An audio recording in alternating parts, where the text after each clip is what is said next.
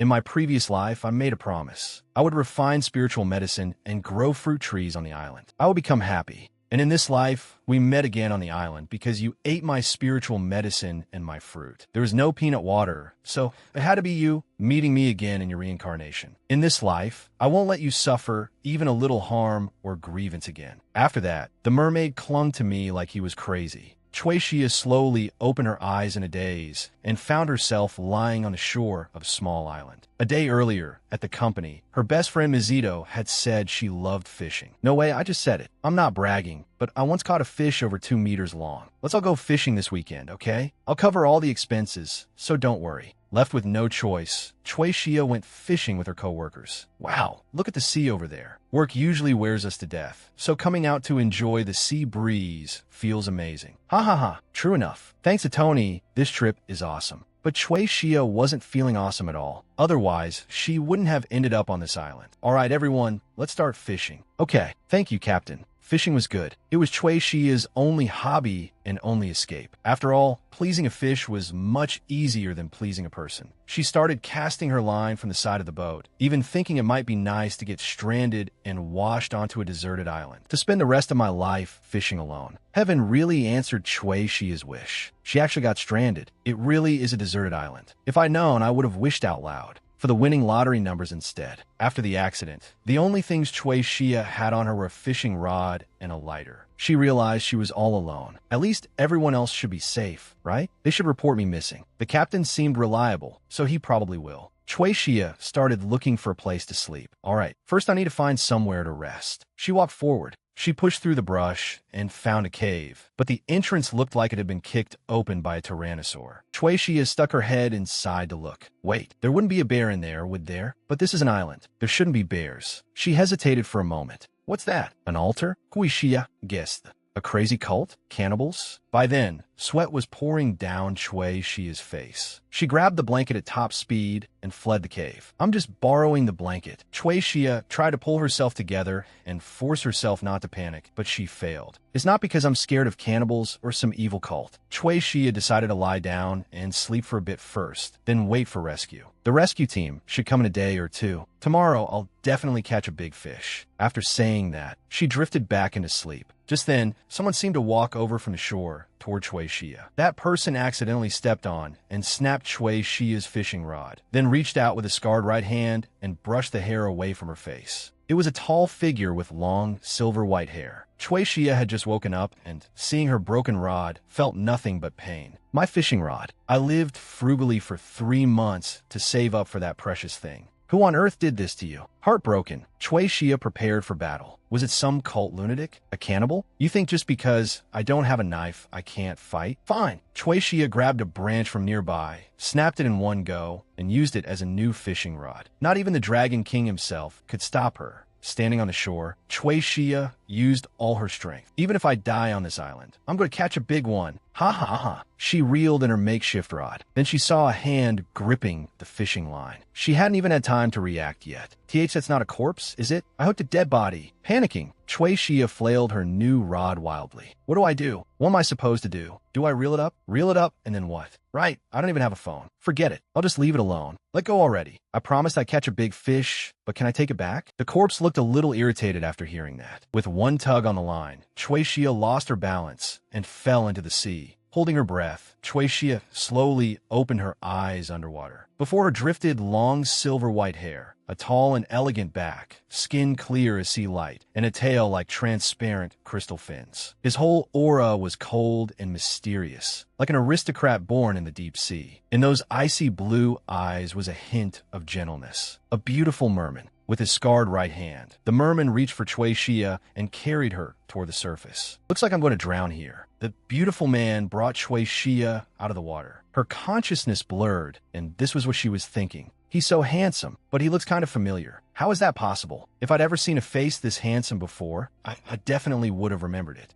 Well, if I'm going to die anyway, seeing a hallucination of a beautiful mermaid isn't so bad. I can die without regrets. Entranced, Chui Xia stared at his face. Then she rubbed against his 8-pack abs. The merman made a perfect 3-point shot. He threw Chui Xia 5 or 6 meters away. She should have fallen back into the sea. Continuing from the last scene, Chui Xia fell into the water again. The beautiful merman dragged Chui Xia toward the shore. I'm still alive? Who's dragging me? Chui Xia turned back and saw the beautiful merman. He gave her a disdainful look. What are you staring at, filthy human? If you're awake, walk by yourself. The merman tossed Chui Xia onto the sand, and her face made intimate contact with the beach. Chui Xia trembled in fright. Shit, what are you doing? It really is a mermaid. I actually caught a mermaid. The beautiful merman walked toward her. Startled, Chui Xia threw her hands over her head. Chui Xia secretly peeked as he got dressed. He grew legs? Or am I just seeing things from the shock? Stay right there and don't move. If you dare come in, I'll throw you back into the sea. Chui Xia thought, wow, what a temper. Kinda impressive. I didn't see wrong. He's definitely a mermaid. Then again, even if he weren't, it wouldn't matter. With a face like that, the merman wore a flowing white robe that moved like water. His silver white hair spilled over his fingertips. His features were cool and gentle, and his quiet aura made him seem like a white flower blooming in the light, cold and pure. I can't let this go to waste. Casting isn't technically my job, but as someone in the entertainment industry, I can't miss a talent like that. Chui Xia dreamed of a promotion and a raise. This time I really did catch a big fish. Maybe I used up all the fishing luck of my entire life right here. Where else would you find someone this gorgeous? Who else but Xia could land a promotion from this? As long as I can take that mermaid with me. A sly smile spread across Chui Xia's face. The handsome merman was getting annoyed. If you're feeling better, then get off this island. After getting saved, Chui Xia still played shameless. That won't do. Was it the Dragon King who saved me? I can never repay such a great kindness. Just getting off the island is repayment enough. I had an accident. My phone and everything else are gone. How can I just get off that easily? Maybe the moment I leave, my corpse will wash ashore right after. You'd hate that too, right? The beautiful merman looked serious. Then wait a few more days. A boat will definitely come. Chui Xia's eyes lit up. While we're waiting, let me repay your kindness. Okay. What could you possibly do? Well then, how about I give your shoulders a massage? Humans are filthy. Don't touch my body. That bad temper really could start a species war. I'm gonna sleep now. Keep your mouth shut. Don't make a sound. He really fell asleep. For starters, Chui Xia hadn't been kicked out, which was already a decent gain. Forget fishing for now. I just want to get back quickly. Is today Monday? I mean, since I was in danger, they wouldn't fire me, right? What's that sound? Chui Xia looked over. It was the sound of pearls hitting the ground. His tears had really turned into pearls. But why was he crying? Whether human or mermaid, everyone has their own story, I guess. But Chui Xia didn't know that the merman's story was connected to her previous life. When she woke up and looked for him, he was gone. My stomach's empty and I'm thirsty too. Maybe I should explore the island. It'd be nice if there were a stream or a pool somewhere. What appeared before Chui Xia was a beautiful pool. There really is one? Am I psychic or something? Whatever, first things first, I need water. I'm alive again. Good thing I didn't die of dehydration. That solves the thirst, but now I'm still hungry. Where am I supposed to find food? Just then, fruit rolled over to Chui Xia's side. No way. Seriously? I knew heaven wouldn't let someone die for no reason. This tiny deserted island actually has a pool and fruit. Guess I've won. Now I should take a bath first. Wow, this feels so cool. Maybe I'm actually well suited for this. Like one of those wilderness survival reality shows. If the company fires me, should I just come live here instead? That afternoon, Chui Xia's stomach hurt so badly she was shaking. Help! Cancel the wilderness survival show. I want to go home right now. I don't want this. Why am I the only one in pain? Was it the water? I should have boiled it before drinking it. The handsome merman walked lightly toward Chui Xia. She burned up with fever and groaned, always finding new ways to make trouble. I told you humans are ridiculously weak. If you're gonna die, get off the island first. I can't be bothered cleaning up. Did you go into the woods? Chui Xia nodded. Did you touch the water? She nodded again. I drank some water. I even took a bath. And I ate some fruit. The beautiful merman glared at Chui Xia. Wow, I was wrong. Chui Xia raised both hands over her head. Because you said I was dirty. I was trying to get clean. The merman was both helpless and speechless. Do you even know what that was before touching it? That is the distilled essence of the spiritual energy of this sea, made by melting and refining precious treasures that have formed over hundreds, even thousands of years. Even immortals can't obtain it easily. It is an extremely valuable spiritual medicine, yet a mere human actually drank it. Before long, You'll start melting from the inside and die. Wah, I don't want to melt to death. I'm so scared. Just let me starve, okay? Let me die of dehydration instead. The beautiful merman found it a little funny. Well, since you didn't drink that much, you won't die right away. He grabbed Shui Xia. He threw her onto the bed. I'll draw out the essence for you. His face was stern.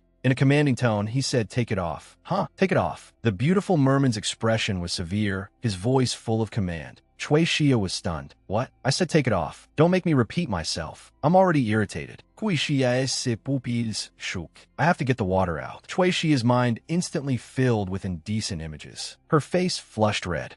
That. Do what? The handsome merman frowned. Hey, wait, I'm not the kind of person who just sleeps with someone I met for the first time. The beautiful merman suppressed his anger. Do you really think I'd be interested in your kind of lowly human body? Stop thinking weird things and hurry up, strip, and lie down. Kui Xia stameret. I'm not wearing underwear under this. I washed it earlier and hung it out to dry. In an instant, the beautiful merman flew into a rage. You actually used such precious spiritual medicine to wash your clothes? A chill ran down the back of Shui Xia's neck. Brother, I was wrong, okay? I didn't know. I really didn't know. I'll give you one last chance. If you want to take it off, then just wait to melt to death, idiot. Kui Xia obediently lay down. The beautiful merman extended his left hand. Kui Xia shadid. The merman cast a spell over her abdomen and extracted a few drops of spiritual medicine. Startled, Shui Xia said, the water came out. It worked? I'm not going to die. The beautiful merman looked confused. What? What's going on? Shui Xia's face darkened. What is it? After Shui Xia's brain processed it, all she got was, what's going on? This is strange. You're very sick. You should go. Even if you leave now, you're doomed anyway. Why? Why be so vague? The beautiful merman asked Shui Xia, how much water did you drink? Kui Xia trembled. Not just 2 cups. I scooped up a whole ladle and gulped it all down. The merman thought it over. The water on her skin must have already been absorbed. The water she drank definitely remained inside her body. He placed a hand on Shui Xia's stomach. My water has never once disobeyed my will. Who exactly is this human? Shui Xia's body went limp. I don't want to die. Doctor, save me. Wah. The beautiful merman turned and walked toward the sea. You're not going to die. I was teasing you. If it really could kill you, you'd have coughed blood and died the instant you drank it. Really? You're not just giving up on me because you think I'm about to die, right? Answer me properly. I said you won't die. After that day, where did you go? I want to take care of something. What thing? Human bodily business. Kui Xia complained inwardly. Just because I drank a little stream water, now he's monitoring me? The beautiful merman asked, what are you doing? Writing. Why aren't you going to the shore anymore? Why are you following me around? This was what Shui Xia was thinking inside. Is he watching me because he's afraid I'll die? Is he waiting until I stop breathing so he can throw my body into the sea? Shui Xia handed him her broken fishing rod. The beautiful merman forcefully fitted the 2 pieces of the rod back together and cast magic on it. What's this? Is he planning to smash me with it or something? He looks so angry. Those fruits really must have been valuable. All right, he handed it back. Shui Xia was stunned. Why you fixed it? How is that possible? Kui Xia beamed. Thank you, Lord Dragon King. At that moment, something shifted inside the beautiful merman.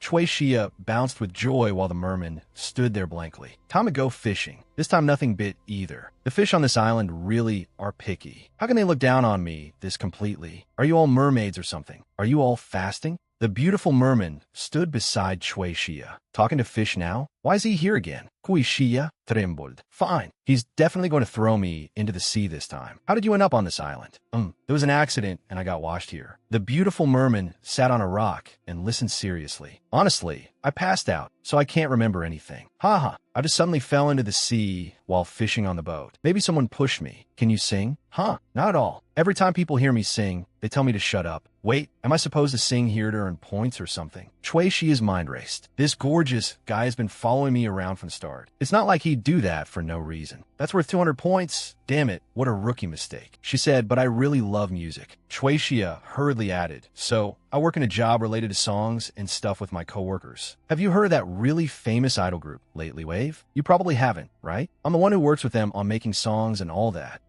The beautiful merman didn't seem to understand. Anyway, basically I work in that field. I see. The beautiful merman leapt away. He probably left because I was too boring. I should have lured him over to sit on the rocks. I'm seriously so dumb. Anyway, how did I even fall into the water? Sea fishing isn't done in 1 or 2 meters of water. Yet I still fell in unexpectedly. It really does feel like someone pushed me. Sure, I do try hard to please people, so maybe I rub some the wrong way, but not enough for someone to want me dead, right? 10 fathoms of water can be measured, but not a human heart. Still, at least I'm alive. I'm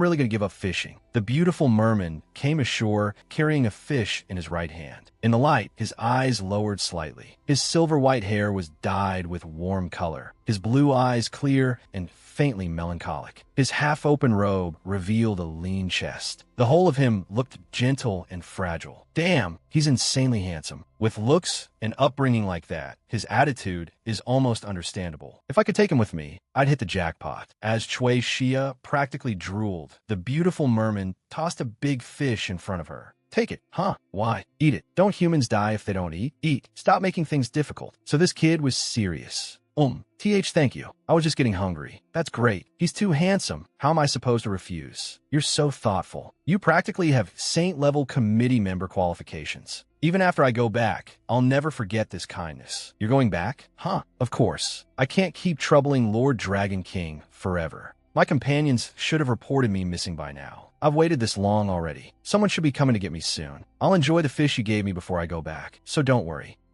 This guy's moods really change in an instant. He's so hard to deal with. For the sake of his face, I'll just call it a cute quirk. I am stuffed. I can't eat anymore. It tasted even better than I imagined. He only sleeps. Still, thank goodness he didn't kick me out. If I went outside now, I'd really die. Since I can see the waves with my own eyes like this, they probably won't stop searching just because the weather's bad, right? I'm still alive. Come find me already. That sound again. The Merman's Cave. These are all the human crystals that accumulated during this time. What on earth could be weighing on his mind so much? If you're lonely, can't you just go see some other mermaids? Chui Xia startled the beautiful merman. Lord Dragon King, am I bothering you? The rain's too heavy. I couldn't help coming in here. So here, the beautiful merman wrapped himself around Chui Xia from behind. Don't go. Don't go. He buried his face against Chui Xia's shoulder. I was wrong. Don't go. Don't go, Sherwa. Huh? Not my name? That scared me. I thought it was my name. I haven't even told you mine yet. Chui Xia looked confused. So even a mermaid who looks like this can get his heart broken. That mermaid named Sherwa. How could she be that cruel? How could anyone reject a face like this? But what am I supposed to do now? No matter what, this is really awkward. This guy is absolutely going to wake up tomorrow, remember all this, and throw me into the sea. Lord Dragon King, Lord Mermaid. I'm not the mermaid called Sherwa. I'm human. My name is Chui Xia. Chui Xia gently patted the beautiful merman's hand. You won't leave, right? Chui Xia was stunned. He wasn't listening to a word I was saying. Funny coming from someone who told me to get off the island. Don't go. The beautiful merman pulled Chui Xia into his arms. Of course I have to go. It's inconvenient for me to stay here, isn't it? I can't keep causing you trouble. Chui Xia gently patted him. There. The beautiful merman caught Chui Xia's hand, pulled it over, and kissed the back of it. If I do this, will you stay? If I also learn to be as gentle and clingy as that human, will you look back at me? Surprise spread over Chui Xia's face. Wait, what is happening right now? Did those scheming lips just touch my hand? What is he muttering about? So his rival in love was a human? A love triangle? No wonder he hates humans so much. Outside the island is too dangerous. The beautiful merman kissed Chui Xia's hand again. You won't be able to come back. Stay with me. Chui Xia said one thing while thinking another. Damn it. If he hadn't called me by another woman's name, I could have just played dumb. Haha. And he isn't even drunk. He's acting drunk, stone cold sober. I'm human, okay? Humans return to human homes. Haha. The beautiful merman pinched her face. Don't try to be clever. Do you think I'd let you go again? You won't be going back. Suddenly, MMPH. Chui Xia gasped for breath. You'll regret this. No, I won't. Chui Xia threw herself at the beautiful merman and kissed him. Is this your first time? Chui Xia grinned mischievously. So this pure, untouched, beautiful merman. Let me be the one to teach you. What happened next was all blazing passion, so we won't be showing you that. Afterward, Chui Xia leaned against the merman's shoulder. I'm so sleepy. The heavy rain seemed to stir up the old signal inside her. What if I miss it? But the sound of the waves is beautiful too. No, I can't. Chui Xia dreamed of Sherwa from her past life. Sherwa was reading a book. It's so noisy. What's going on? Hurry, come look at this. We caught a mermaid. A mermaid. Miss Sherwa, come and look too. We caught a mermaid. We pulled it up. There really are mermaids? I heard they're a disaster of the sea. Hey, didn't something happen in the next village not long ago? Someone said they saw red hair from behind, and the whole boat flipped over. Only that family's son came back alive. And the Chow family, too. What are you talking about? That's not what happened. What shipwreck? That mermaid attacked the boat and toyed with humans until they died. They barely managed to save the son with their lives. Calm down, all of you. Look carefully again. Where is there any mermaid? His hair color is unusual, yes, but I heard that in the western lands beyond the sea, there are people with hair like this too. He should just be a child who boarded a trade ship, fell into the water, and drifted here. Wasn't it clearly? What's going on? Have you all lost your minds in broad daylight? No, but Sherwa had seen them. Still arguing, she took out some money. You saved a drowning child. That was a good deed. I'll take responsibility for him. I hear all of you go out to sea every day. You must be exhausted enough to start seeing things. Go have a meal and get some rest. The moment they saw the money, they ran off. Thank you, Miss Sherwa. What's going on? With this much, I could rest for a whole week. At least untie him before you go. Ah, okay. The little mermaid grabbed sand from the ground and flung it at Sherwa. My, what an energetic child. The little mermaid escaped back into the sea. So he really was a mermaid. Miss, where are you? Honestly, where did you vanish to this time? Oh dear, Hongfen, really now? If you want to catch me, train for another 10 years. In the pouring rain, that little mermaid lay on a rock, his white hair soaked, eyes half-lidded, his whole face full of displeasure. Is this a gift for me? The little mermaid, wet white hair plastered down, lay on the rock with narrowed eyes and an unhappy face. Is this your way of repaying me? A mermaid. This is repayment for helping me? Then I'll gratefully accept it. But little mermaid, why have you come ashore again? What if you get caught again? How could I possibly fall for that kind of trash again? I see. That's good then. Look at that temper. How adorable. Was that song yours? I just hummed a little and you heard it? That's so embarrassing. Why are you laughing? Fine, sing it again. Did you come ashore because you heard my song? Oh dear, what do I do? So it was because of me. Ha ha. Why do you keep laughing? Sing. He's too cute. I want to tease him forever. Oh my, just say it plainly. The little mermaid dived into the sea and surfaced again. He handed a relic to Sherwa. There, is that enough? Now sing. Ahaha. Okay, that's enough. He's too cute. Don't laugh. Hurry up and sing. Sherwa began singing a beautiful song. Are you human? Of course I'm human. Then why are you so good at singing? Oh my, hearing praise from you leaves me at a loss. I thought you had to be a mermaid too. That's why I came to find you. You made me come all this way for nothing. Were you looking for a mermaid? Oh, I heard there's a mermaid strong enough to swallow an entire sea region. I thought he might be hiding nearby, but I can't find him anywhere. So mermaids really do sing beautifully. The mermaid who gave birth to me was very good at singing. But ever since I started going out to sea alone, I've never seen another mermaid again, so I don't really know. You're already independent at such a young age? So you came looking for another merfolk group? What do you mean? I came to kill that mermaid and take over the ocean. What? You startled me. So this is how mermaids live. At such a young age, you already have to fight alone for spiritual power, like a young general. It's not that big a deal. You don't have to become ruler of the sea just to survive. But since I'm this strong, wouldn't it be better to have my own sea territory? Sherwa's heart melted. Even so, a child is still a child. Then how about this? Just like you found me, maybe that mermaid will hear my singing and come looking too. I'll come here every day and sing for you. And you come find me and tell me interesting stories. What do you think? Missing a child this interesting would be a real loss in life. The little mermaid's expression turned tense. But that idea wasn't bad. The little mermaid pretended to agree reluctantly.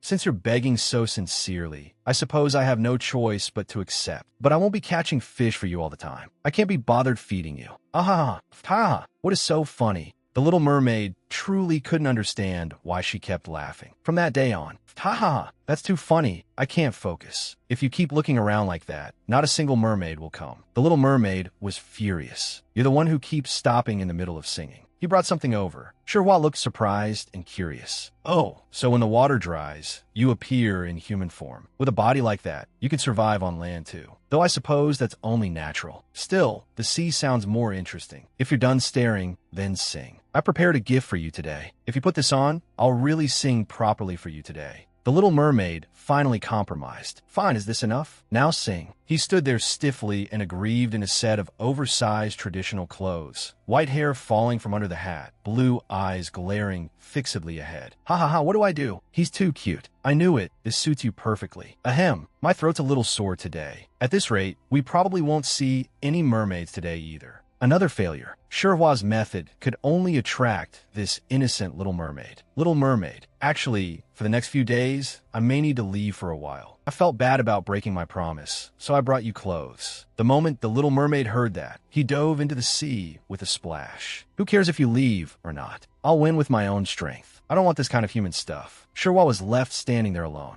He's angry. I'll just leave the clothes here. Shirhwa patted the clothes, then stood up. He was a hard-won friend. Is it really okay to just leave like this? But I'll be leaving this place before long anyway. Maybe it's better this way. If a child like that were waiting for me, how could I bear to leave? Then it began to rain, just like Shirhwa's mood. Cui Xia was dazed for a moment and opened her hazy eyes. She sat up.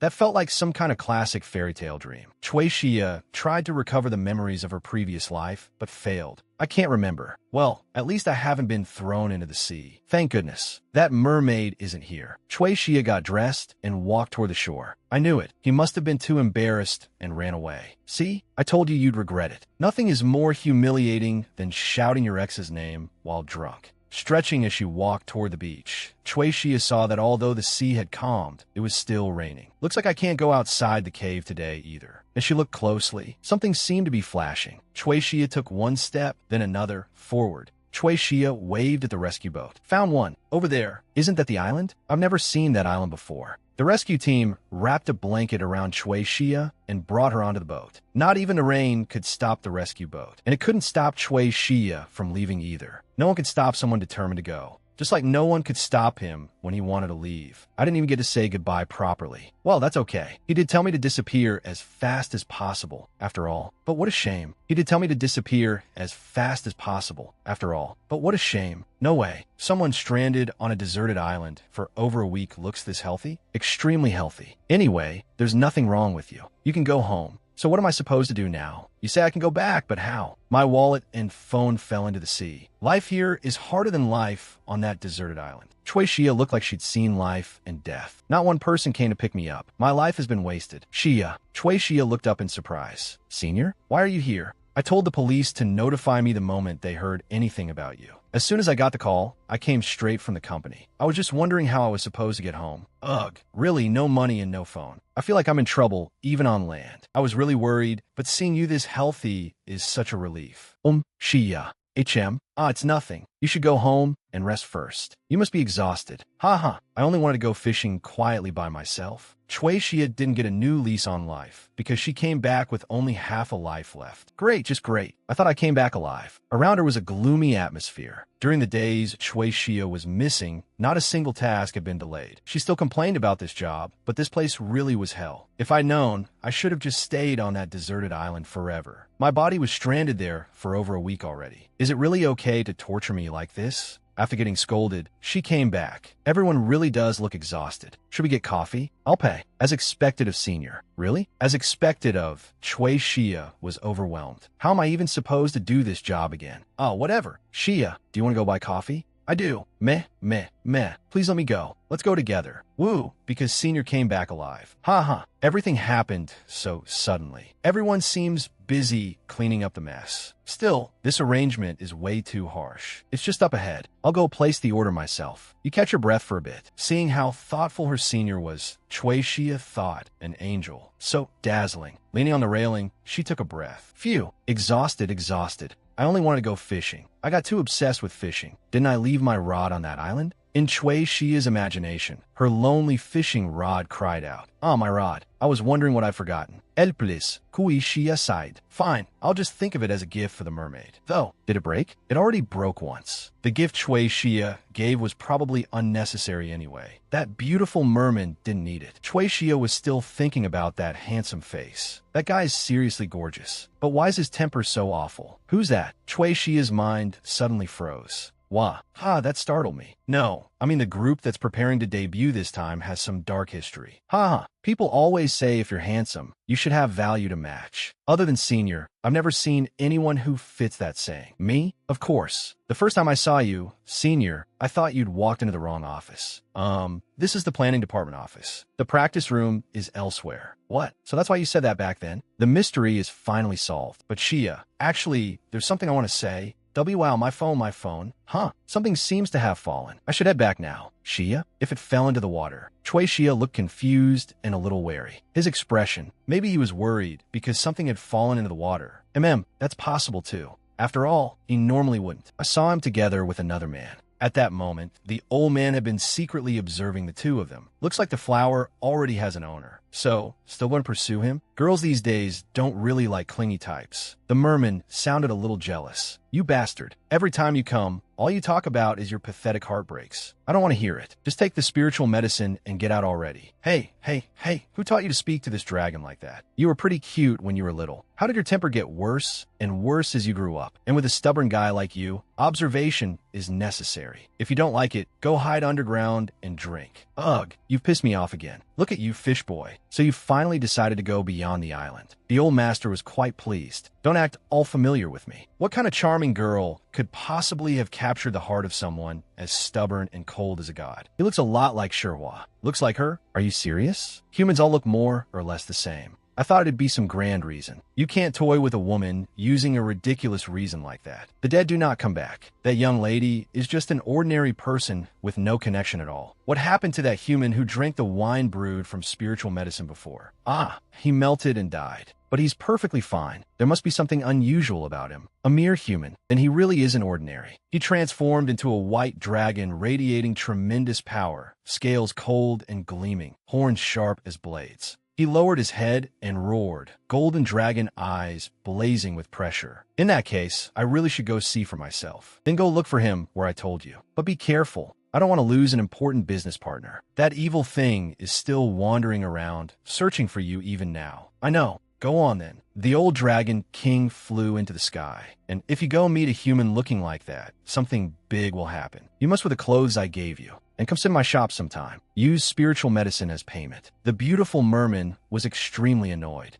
Chui Shia was worked to the point of numbness. Why does this feel so familiar? If I'd known, I should have just collapsed and stayed in the hospital when they rescued me. Chui Shia was drawn by the noise. Yunchi looked shocked. Seriously, it's my first time seeing a man that handsome. Really? Can I trust your standards? I should go look too. How handsome could he possibly be? I've seen plenty of handsome men before. No, not a man, a merman. Chui Shia couldn't even tell handsome men apart anymore. She just had a drink. What on earth is going on? Why has it been so noisy this whole time? No matter how you looked at him, he was gorgeous. Like an actor, like a model. It was her first time seeing someone like that. Chui Shia was so startled she nearly lost her mind. Dr. Dragon King, you can't do this. If you keep this up, we're calling the police. What kind of strength is this? Why is he here? The handsome merman's face darkened. He had finally found Chui Shia, and he was angry. Why was Chui Shia just standing there in a daze, not knowing what to do? Ask her, is he someone you know? Chui Shia's brain was overloading.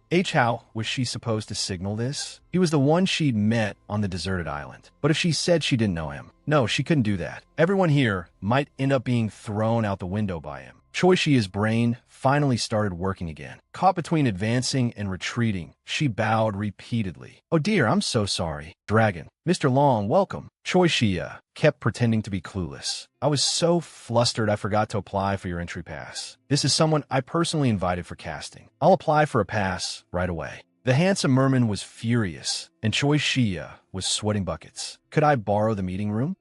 All right, the president said. It's my first time seeing someone who looks like that. Even I'm having a hard time dealing with it. After the president spoke, Yunchi nodded in complete agreement. Exactly. He has a powerful presence too. Chui Shia wished she could dig a hole and bury herself. Fine, just listen. Chui Shia and the handsome merman had done unspeakable things on that island. Then she left him behind without saying goodbye. The handsome merman left his island and came to find Chui Shia, saying, in my previous life, you abandoned me. In this life, you can only be mine. Chui Shia, you're not allowed to leave my side again. The handsome merman had come all the way to her company to find her.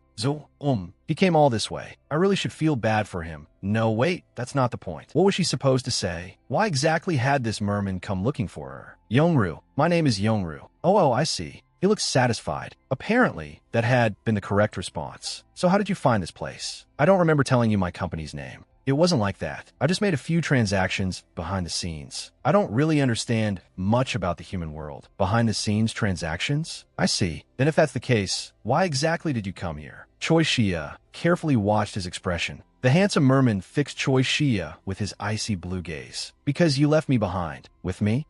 We slept together, and yet you shamelessly left me and ran. Choi Shia's cheeks twitched. She covered her face with both hands. That kind of talk. Wasn't it mutual back then? The handsome merman looked strange and aggrieved. I never told you to throw me away and leave. While I was rooted on that island, did human ideas about chastity change? How can you abandon your partner so coldly? I am heartbroken. Choi Shia panicked. Okay, I get it. Lower your voice. People here gobble up gossip in seconds. The handsome merman stood and said, if this gets out, no one will hit on you anymore. That's good, isn't it? Choi Shia's heart started racing. No, was this merman crazy? Before, he kept telling me to get away from him, and now he's suddenly clinging to me and flirting with me too? Why me of all people? The handsome merman looked down at her from where he stood beside her. Am I not enough as your partner? Because I'm not human? What are you talking about? How is that possible? Oh, no, not that. I mean, the way he talked about them sleeping together was just too direct. Didn't you say you weren't interested in humans before? Why all of a sudden? The handsome merman stood behind Choi Shia. I'm not interested in humans, but I'm interested in you. Damn, he's so handsome. No, snap out of it. I understand. Just move your face a little. Choi Shia said. The handsome merman pretended not to hear her and moved closer. He grabbed Choi Shia's hand, their fingers interlacing. Then he kissed her. Hey, on the deserted island was one thing, but here, this is the company. We absolutely can't. Choi Shia shoved him away. Not at work. Then let's go home. Though her desire to go home was surging like a mighty river, she still said, I'll finish my work as quickly as possible and then go back. After work, we'll go home and finish what we started.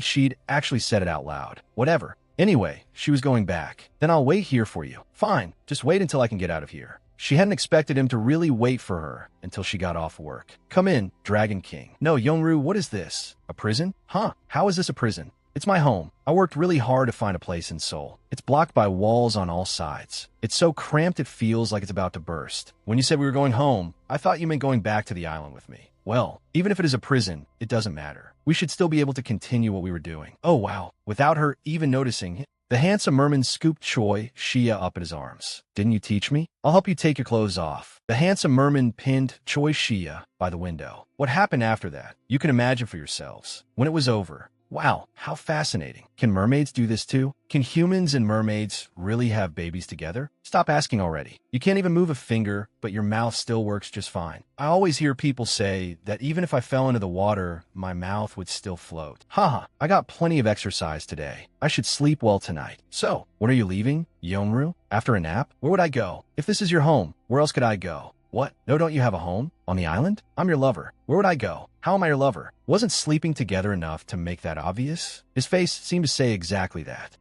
We've slept together twice already. I don't want to put it too bluntly, but I know you had someone else before. Didn't you say her name was Shihua? The handsome merman's eyes widened. Did you remember something? Remember what? No. Last time when you were asleep, you were mumbling. I see. That person is gone now. My lover is you. With that face, saying something so intimate. How could she possibly make herself kick him out? Forget it. She'd just think of it as keeping a gorgeous boyfriend. She ought to be able to handle responsibility at that level, right? She'd let him stay for tonight first. Tomorrow. What exactly was there for her to worry about anyway? He was a genuine merman. On the deserted island, she'd been too panicked to notice it. But were those natural pearls? He produced things like that every day. This was incredible. Choi Shia had gained both wealth and a beautiful merman. The most beautiful golden egg-laying goose in the world. She really had hooked a big fish. Afterward, Choi Shia sold the pearls and got 4.2 million won in her account. She was all smiles. Just 1 week's worth of pearls was worth this much. And there'd be more every day from now on. It was basically retirement money. A winning lottery ticket. At that moment, her best friend Yunchi noticed how well Choi Shia seemed to be doing. Yeah, you've been looking great lately. Is it because of that handsome guy who came before? Come on, confess. What's your relationship with that man? Do you know who the gossip detective of this company is? Even if it's you, Shia, nothing escapes my eyes.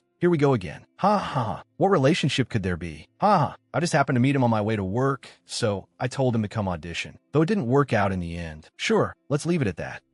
But this really smells like romance. Yunchi continued probing. Then give me his number. Introduce me to him. What a detective. She never gave up. Oh my. One project ends, and everyone's excited. Ever since Choi Shia had gotten together with the handsome merman, her mindset had completely changed. Ha ha ha, of course. It was an important project after all. If not for me, how could it have ended so smoothly? The president showed up at just the right moment to collect the flattery. Pleased with himself, he said, "Well, that's true. No wonder you're all so excited. Anyway, speaking of which, you know our department's going on outing soon, right? I was told to choose the location. How about the reservoir?" The president nudged Choi Shia a little. "Even though something terrible happened to you before, you're still passionate about fishing, right?" "Oh well, going near the water again for an outing. After all, she'd had that accident before." "Of course, but other people might not like it, so something with more entertainment value would be better. How about fishing by the riverside? There are fitness activities there too. Everyone should be satisfied, as expected of Shia." "Great, let's settle on that." Choi Shia's reaction surprised them. Are all people who love fishing like this? Who knows? I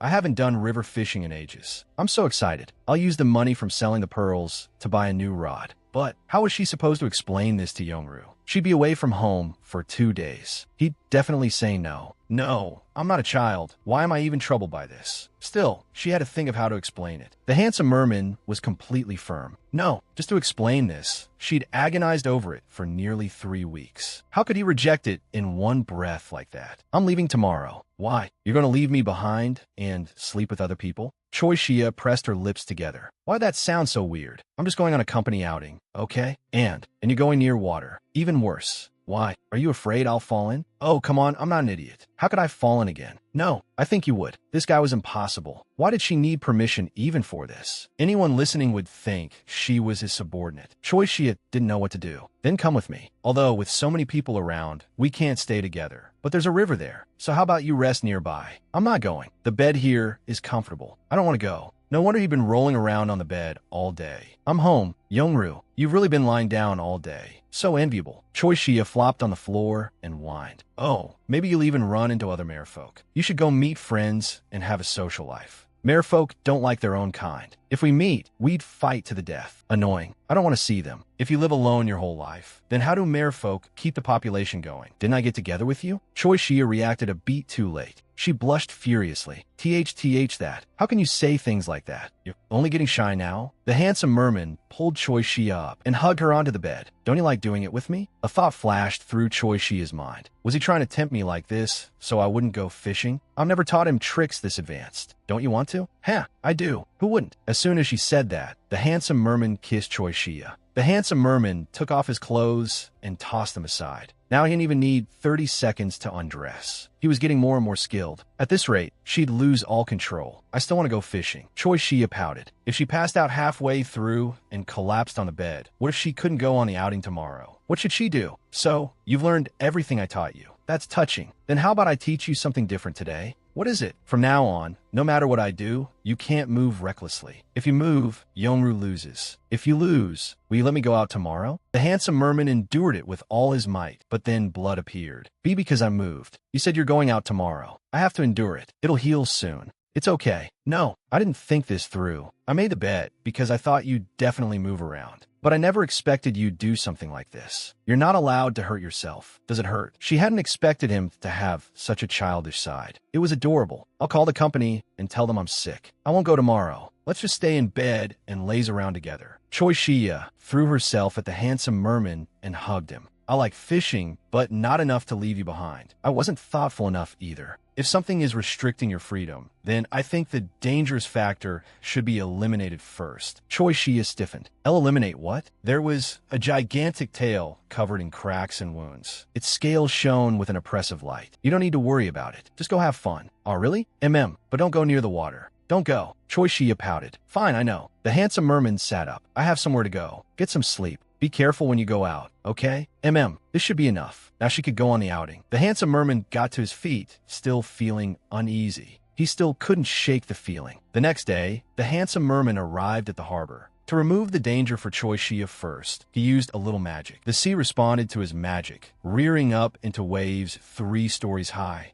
as though they might swallow the fishing boats whole. "Found it. That ship." The handsome merman stepped onto the swaying boat and looked around. "What are you doing there? Are you a thief?" The old man exclaimed in surprise. "You're incredibly handsome. That's my boat." The handsome merman turned back. "I'm looking for something. On this boat. Sir, I don't remember you ever riding my boat. Choi Shia did. Oh, if that's the misunderstanding cleared up then. The old captain seemed greatly relieved. You're looking for something on behalf of that young lady, right? She usually isn't interested in men, but with a handsome fellow like you by her side, who else would she even look at? The police took all of her belongings afterward. Is there still something left? I'll help you look. Scales. On a fishing boat. That request sounded absurd. Not ordinary fish scales. They're this big, about 2 finger joints long. They shine black-red and give off an ominous aura. There are scales that creepy in the world. I've worked all these years and never heard of such a thing. They belong to that young lady? The handsome merman thought the captain talked too much, so he tossed him a yellow stone. The captain thought it felt heavy. When he looked closely, it was a chunk of 24K gold. He seemed to grow decades younger on the spot. Clutching the gold, he bowed repeatedly in thanks. Even if he had to overturn the whole ship, he'd find those scales. The captain offered up the scales with both hands. These are all I found.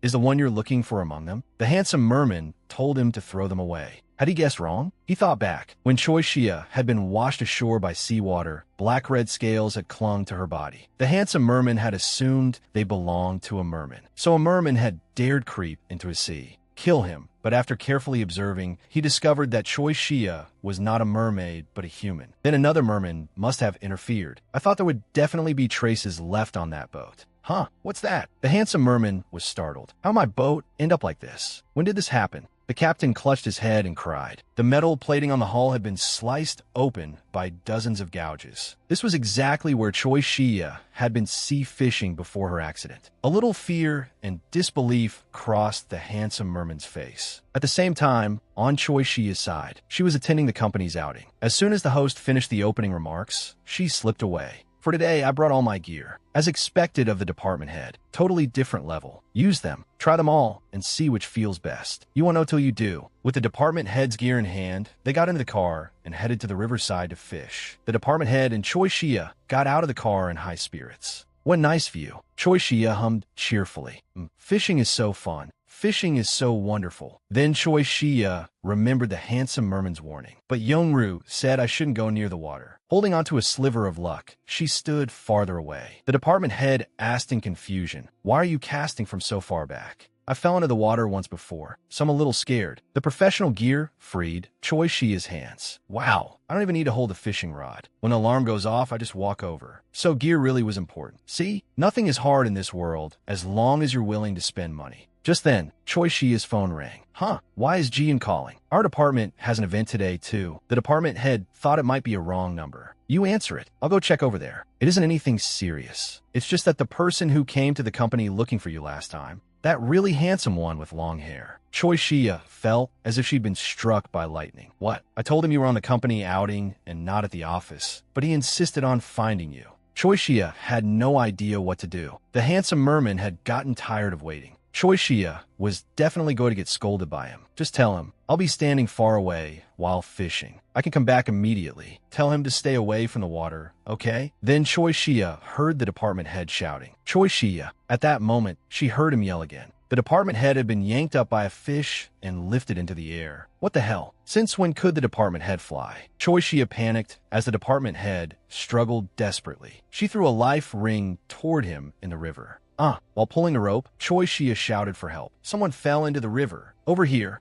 It seemed like something was stuck to the department head. I'll swim over and pull him up. No, she couldn't take that risk and drag herself in two. Choi Shia anxiously waited for him to grab the life ring. Just grab it. The department head managed to seize the life ring in 2.5 seconds. Choi Shia pulled with all her strength. Little by little, she was pulling him back. But a strange merman seemed determined to join a tug of war. Something had wrapped around the department head's leg. Choi Shia was just about to get him ashore. But the strange merman yanked hard again. Choi Shia was dragged toward the riverbank by the force. She was about to fall in herself. At the same time, Choi Shia's best friend was complaining there weren't enough people for the tug of war and came looking for Choi Shia and the department head. I'm never letting you guys off. Come help me. Then her friend saw the scene. Why are you doing tug of war by yourself? Weren't you supposed to be fishing? How did this turn into this? Did someone call the police? We did. Next time anyone says we're going near water, I'm throwing myself on the ground in protest. Even with 3 people pulling together, they still couldn't move him. Choi Shia slowly slid toward the riverbank. The merman in the water shifted his target to her. Then suddenly another pair of hands grabbed the rope. When I felt something was wrong, I came over to check. Perfect timing. With all four of them working together, they finally dragged the department head ashore. Later, after that, at the barbecue stall, Choi-sha noticed the department head remained dazed for a long time, unable to calm down. Looks like he was really frightened. I can understand that. A thought flashed through Choi-shia's mind. This is a great chance to earn points. If I comfort him now, he'll remember me as his lifesaver forever, right? You were really scared just now, weren't you? Good thing I saved you in time. Otherwise, it would have been bad. Here, have some grilled meat. I already drank enough just now. I can't eat. The department head brought up what had happened in the water. He looked as if he'd seen a ghost. Choi-shia felt he really ought to go to a hospital, but he was serious. When he had barely grabbed the life ring, he'd clearly felt something wrapped around him. Then it let go of his leg and swam toward Choi-shia. When he sank under the water, he'd caught a glimpse of red long hair spreading wildly through it. The image was eerie and dangerous. A chill ran down Choi-shia's neck. No way. You must have seen wrong. It was probably river weeds. You were frightened, so your brain imagined things. It's true. I used to think ghosts were ridiculous too. At that moment, the rain began falling harder and harder. Thunder crashed in the sky. Choi-shia went pale from fright. No ghosts, no ghosts. She and the department head started arguing. I saw it clearly. If I'm lying, I'll give you all my equipment. You're lying. I didn't hear anything. There are no ghosts. Yunchi was immediately drawn into the scene. She came over and asked, "What are you two talking about?" "Shia, why do you look like you've seen a ghost?" "I wanted to." Choi-shia told Yunchi about the water ghost. "Wow, this ghost story is so interesting. Keep going." Yunchi actually believed it? As if I believe you. Where would ghosts come from? I'm only saying it because it's fun. Not a single person believed it. Then someone else said he'd seen a ghost too. Yunchi was very curious and turned to look at Choi-shia. Choi-shia was scared but still wanted to know. He continued. "Maybe I saw wrong too. That day when we were sea fishing, right when Shia suddenly screamed, I think I saw something jump down from the railing on the other side of the boat. So I asked the police to check the boat surveillance footage. But the camera was broken. Their hair stood on end and they hurried away. After saying that, none of them dared go near the water again. At the time, Choi-shia had felt as if she'd been pushed. Sorry for telling you this. It's okay. I picked this up on a boat that day." As he spoke, he handed over a scale to Choi-shia. Looking at the black-red scale, she fell into thought. That time during sea fishing, she'd been pushed into the sea by a mysterious force. Now she was uneasy and unable to sleep, so she'd come out for some air. Honestly, who am I kidding? I'm clearly so scared I can't sleep. A very strange sound startled Choi-shia. "Move, legs. Hurry and get back to the room." But she couldn't control her legs. Then she remembered that the handsome merman seemed to be coming here. Trembling, Choi-shia followed the sound. "If I don't see him, I'll run." There are no ghosts. A pale hand, covered by wet, dark red hair, gripped the bank tightly. Rain kept falling. The atmosphere was cold and oppressive. Its voice was low and evil. "I'm going to kill you." As it spoke, it crawled onto the shore. The handsome merman stepped on that sinister hand with one foot. Everything was just as the handsome merman had expected. "It's you again." Suddenly, the creature swung an attack at him. The handsome merman sidestepped and neutralized it easily. "I have no intention of fighting you. You're so weak you can only come ashore when it rains. You'd be better off staying quietly in the water." The other one sneered, "Trash, too cowardly even to kill me. How long do you think peace can last?" Seeing that scene, Choi-shia threw a rock down below. The handsome merman turned back. Choi-shia ran down to check what was happening. "As long as I still have one breath left, I'll kill him with my own hands one more time. You can only stare at that empty sea and dissolve into foam." After saying that, the creature jumped back into the river and fled. The handsome merman clenched his fists. He couldn't kill him because he had once been a god. A young merman who had just become a god might not understand what it meant to become a fallen evil god, but he should never have fallen that far. Even that human wouldn't want this. A thick killing intent rose from the handsome merman. He absolutely could not let him live. Otherwise, history would repeat itself. The darkness in the handsome merman's heart drove him forward, but Choi-shia grabbed him. "Why are you walking into the water with that expression? Don't go. Didn't you come to see me?" Choi-shia felt danger everywhere and refused to let the handsome merman chase after him. "I was scared to death, but I still came to look for you. Let's go. This place looks like a crime scene." Choi-shia pulled the handsome merman away. That scene felt both familiar and warm, just like how Sherhua had once pulled the young merman's hand. It snapped the handsome merman back to his senses. What exactly happened here? There aren't any cameras here, right? If someone reports all this blood. Whenever Choi-shia heard the sound of pearls falling to the ground, she knew the handsome merman was crying again. "Why are you crying?" Because I shouted so suddenly you got startled? I was scared too. Sorry. Don't cry. Choi Shia said, I'll call the police. I'll protect you, so don't worry. There won't be any problem. Have you calmed down now? And I'm here too. We're both soaked through. Let's hurry home, okay? The handsome merman carefully noticed the injury on Choi Shia's wrist. He took her hand and healed it, licking the wound a few times. The wound healed. Choi Shia found it amazing. The handsome merman had practiced healing arts for Choi Shia, something he had to keep learning even in the human world. The handsome merman and Choi Shia came to understand and rely on each other. Only then could the two of them go farther together. I'll go get my luggage. Choi Shia hurried off to pack. Then, that black-red shining scale appeared. It looked exactly like the one from that place. Choi Shia wanted to figure out what it was. She decided to uncover the truth behind scales. All she had to do was ask the merman who was currently rolling around nearby. But the face she'd seen that day was too frightening. It was a sensitive subject. If she asked rashly, she probably wouldn't learn anything. Choi Shia was feeling depressed when, ding dong, a package notification. Your delivery has arrived. Choi Shia didn't remember buying anything. She got up to open the door, but it wouldn't budge. Something seemed to be blocking it. Are you kidding me? Where are all these delivery boxes? Choi Shia carried the packages inside, but this pile made even the handsome merman stare. Both he and Choi Shia were curious about what was inside. Choi Shia opened the package. There was a letter and several pieces of clothing. What? I never bought any clothes. Curiously, Choi Shia picked up the letter and started reading. To the arrogant little fish, Yong.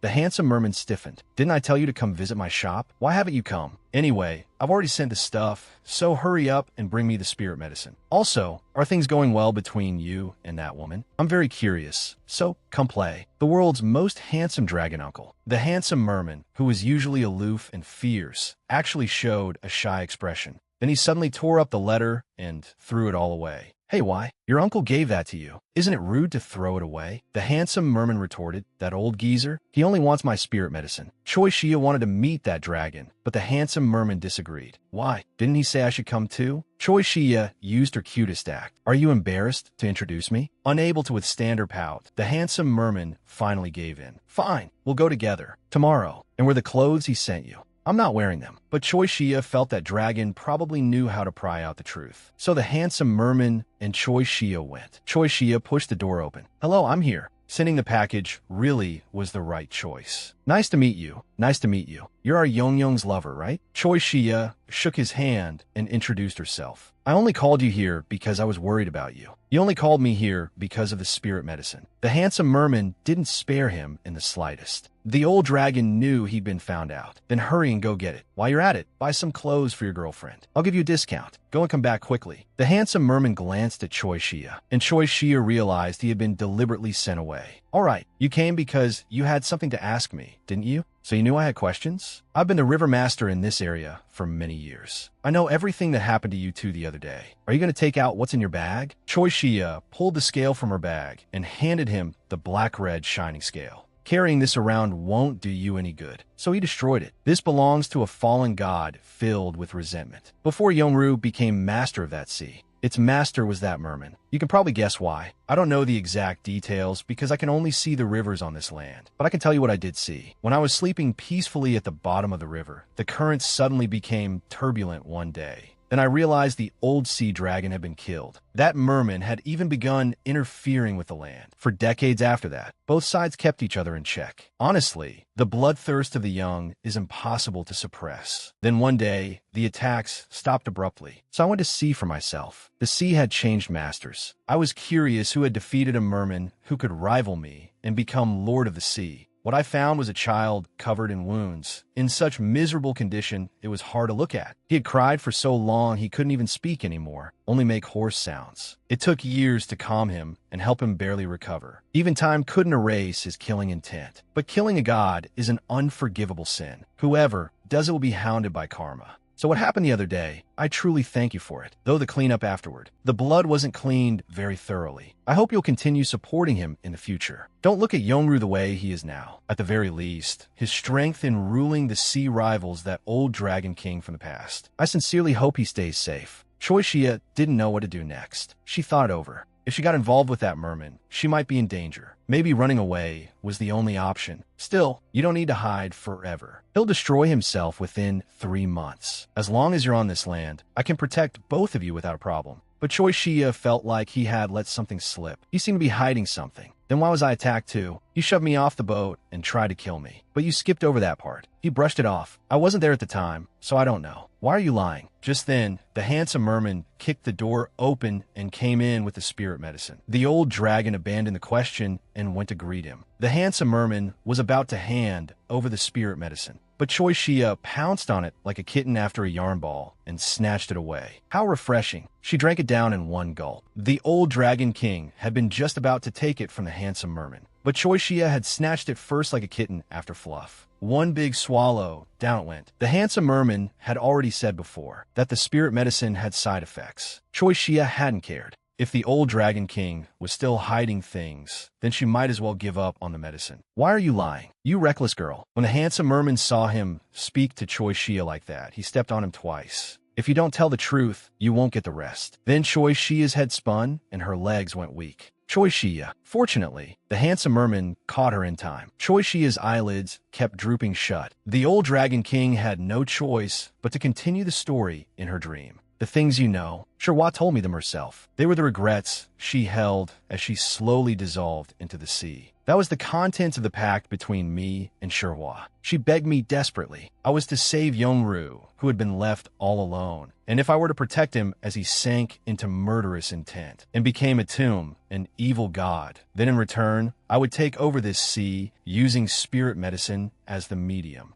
If it weren't for something of that much value, why would I so readily help a dragon? If Yongru were to learn of this, it would only make things harder for me to bear, and it would only cause him more pain. I wanted to understand this matter in the gentlest way possible. I may have the power and the duty to protect you, but you have neither the power nor the need to do anything. A mere mortal can do nothing. If both of you want to live, then this secret must be kept. The dream ended, and Choi Shia jolted awake. Do as I say. Don't worry. Rest a little longer before you go. Your body is weak. At the same time, she remembered the old Dragon King's warning. A chill ran down Choi Shia's back. Let's go home. Choi Shia took the merman by the hand and led him outside. Are you angry? About my sea, and because my former master put even you in danger. So it seems like you're angry with me. I am angry, but I'm not angry at you, Yongru. You saw right through my expression. Yongru really has become that special to me. You were captured on that deserted island, and then you came all the way here just to find me. Do you regret it? I'll never regret it. Me neither. I'll never regret meeting you either, Yongru. I'll definitely keep being happy with you forever. Choi Shia lifted the merman's chin and kissed him. There are too many people here. Let's go home now. Hand in hand, they went home. After the happy moment passed, Choi Shia thought back on Sherwa's story.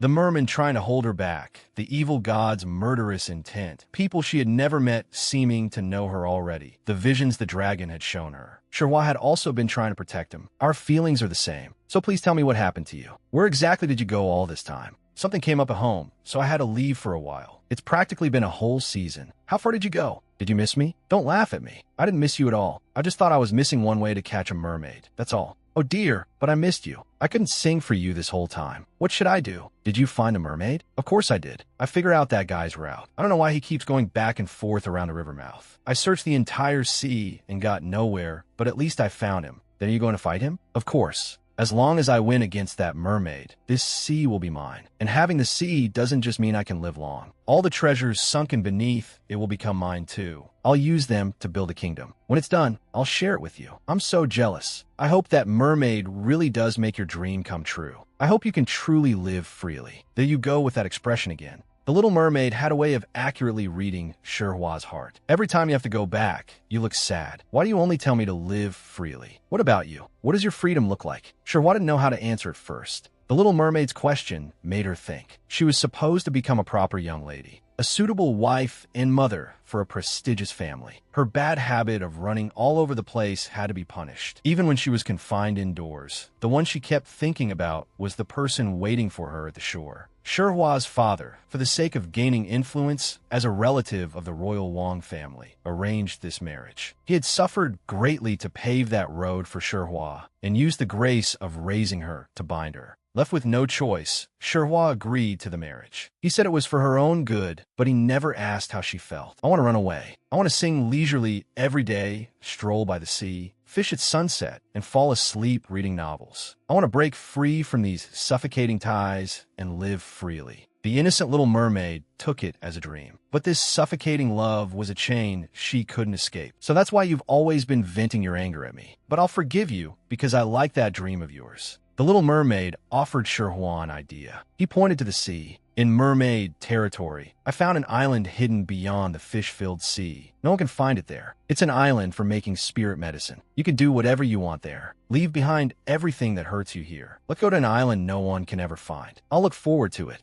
Just wait. I'll settle everything within a few days and come back. Yeonru, can you come here again tomorrow? There's something I want to give you. Of course. She returned to the noisy town. Is the thing I asked for finished? Miss Sherhua, your timing is perfect. Please wait a moment. This is the silver ornament you ordered. Sherhua knew the merman being trapped by threats from others was wrong, but she still wanted to help somehow. Just as Sherhua was about to head to the shore, if you had come any later, miss, my head would have rolled. Your mother wouldn't really do that to you. She knows full well how good I am at running away. But today is different. Your future husband has arrived. Sherhua froze for a moment. He was dressed in proper official robes and wore a wide black hat. His expression was solemn as he walked over to her. Have you been well? Miss Sherhua, Sherhua's father, for the sake of his standing among the Wong clan's relatives, was forcing her to marry him. Have you been well, Miss Sherhua? The maid tactfully withdrew. Please, you two should talk. How could I dare trouble someone of your status to come in person? I happen to be here on other business, but it felt too regrettable to leave just like that. So I took the liberty of coming to see you. If I startled you, I sincerely apologize. It's all right, though I really was startled. I'm glad you stopped by. He asked if Sherhua could spend time with him before he returned that day. Sherhua showed him around the place where she lived, while also looking for a chance to give the custom-made silver hairpin to the mermaid, and at the same time dealing with him. Ancient trees, bustling streets, the sun set by the shore. The sun was about to set, and she still hadn't found a chance to slip away. I rarely get to stroll around like this. It seems I got a little too excited and tired you out. He went to buy something to drink and told Sherhua to rest for a while. Her chance had come. Sherhua slipped away at once. Ignoring her fatigue, she looked around for the mermaid. Oh dear, had he already gone back? Ah, so cold. It was the mermaid punishing Sherhua for being late. Because it was so late, Sherhua had thought he'd already left. She handed the silver hairpin to him. The mermaid had never seen such a marvelous weapon before. His eyes lit up. The mermaid was strong, so he probably had no need for it, but Sherhua still wanted to give it to him. Since you prepared it so carefully, I'll accept it. That mermaid won't be easy to deal with. It'll take some time. I'll come back in about half a month. When Sherhua heard someone calling, Miss Sherhua, she suddenly shoved the mermaid under the water. In a soft voice, Sherhua said, I'll wait for you, and watched him swim away. Then she turned back to deal with the situation. I'm sorry, I was just looking at the sea for a moment. Ah, I see. The little mermaid watched from afar. They seem to get along rather well. Humans really are complicated.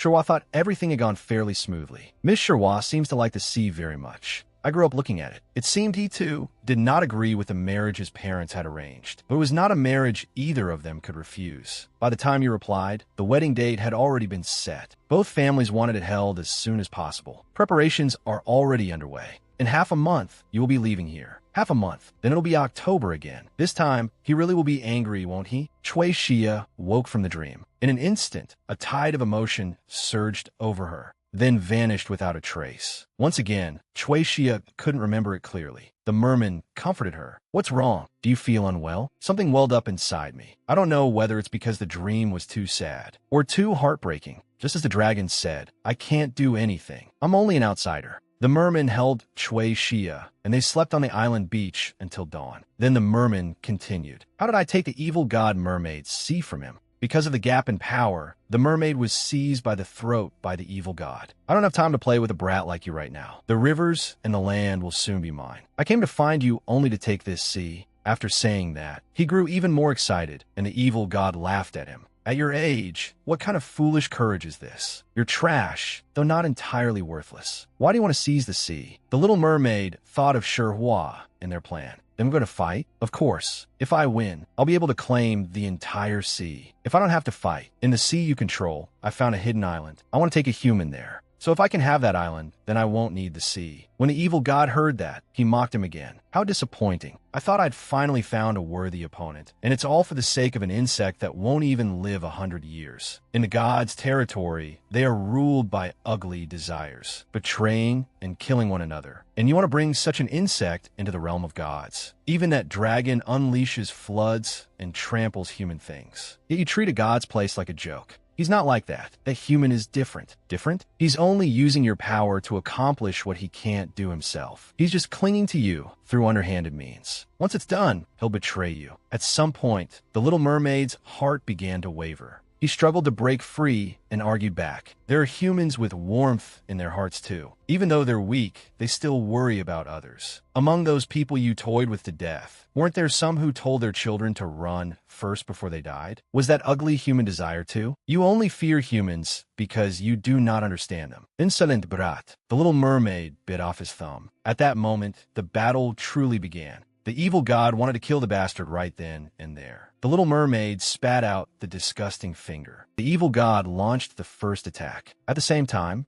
the little mermaid took off the hairpin Sherhua had given him, drew the blade from it, and stabbed the evil god. After a scream of agony, the evil god used his remaining strength to strike back at the little mermaid. The evil god's blood stained the sea red, and the little mermaid, gravely wounded, slowly sank to the seabed. Watching the evil god writhe in pain, the little mermaid slowly closed his eyes. When he woke again, he could already feel the sea answering to his call. That meant the sea now belonged to him. The little mermaid finally laughed in joy. The first thing he thought of after getting up wasn't celebration, but going to bring Sherhua to him. But the little mermaid did not find Sherhua. This time, when the little mermaid went to find Sherhua, he saw the clothes Sherhua had left hidden by the rocks before. He put on the clothes and went into town. It was the first time he had ever set foot in a human street. The little mermaid marveled. There are way too many humans. An old woman suddenly felt someone grabbing her clothes. "Excuse me, human. Where can I find someone named Sherhua?"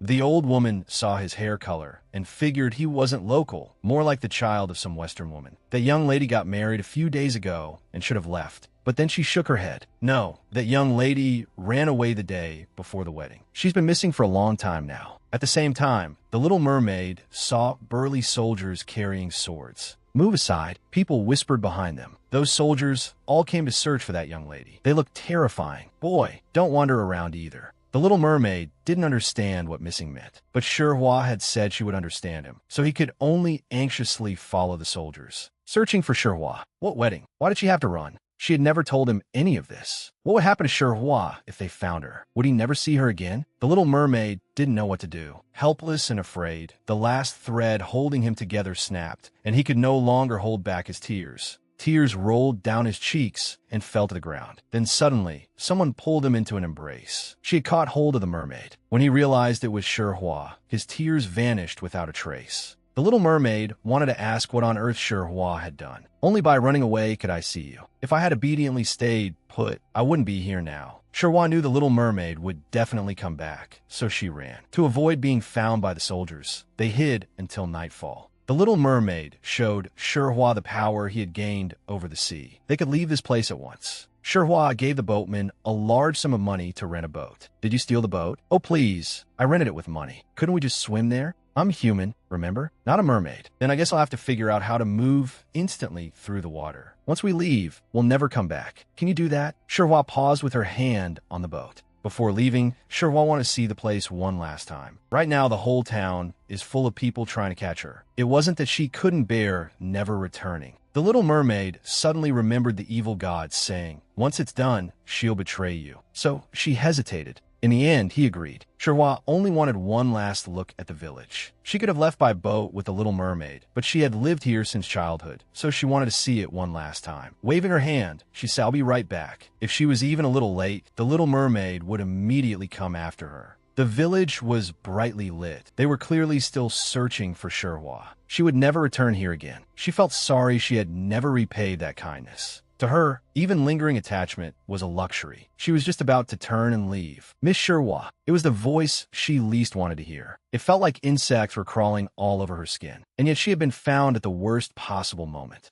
"I've only been worried about where you've been all this time." "What are you talking about? You must have mistaken me for someone else." She instantly wanted to flee that suffocating atmosphere. Running away was her specialty. If she ran and boarded the boat at once, no one would catch her. Before you go, there's one last thing I want to say to you. She stopped, standing there tensely. Gritting her teeth, she said, then say it from there. I've always wanted to apologize. My family and I considered every possible circumstance, except Miss Sherhwa's feelings. He remembered once when he had been sick, and the lively Sherhwa had climbed up to his window and said, if you're sick, then go outside and run around. Of course, you'll feel miserable if you're shut up in your room. When a maid found them, she scolded her. How dare you speak so casually to the young master? How rude. Come down at once. But Sherhwa invited him out to play. It was Miss Sherhwa who broadened my world. I once immersed myself in that feeling, but only after I ruined everything did I remember again. The sight of Miss Sherhwa running looked so happy, and as I watched that figure from afar, I too had once felt incomparably happy. Seeing you now, gazing at the sea with such wonder, I think that must be your true happiness. So I won't try to keep you anymore. As he spoke, he picked up the bamboo hat that had fallen to the ground. I hope that wherever you are, you'll be happy. The heavy atmosphere eased considerably. She took the hat in both hands, smiling as she put it on. If you say that, then what does that make me, running away before the wedding? I also sincerely hope that Lord Shisa will be happy. Then go quickly. Please take care. Then I'm leaving. Please take care too. Meanwhile, on the other side, the mermaid still hadn't seen Sherhwa return. Growing anxious, he hurried to look for her. But before he had gone more than a few steps, a strange sound came from behind him. A chill ran through him. When he turned around, there stood the evil god Mermaid, soaked in blood and full of murderous intent. Beside him, Shisa was already lying dead in a pool of blood. The evil god had tracked the scent on the blade here, only to find that it hadn't been forged by a mermaid after all.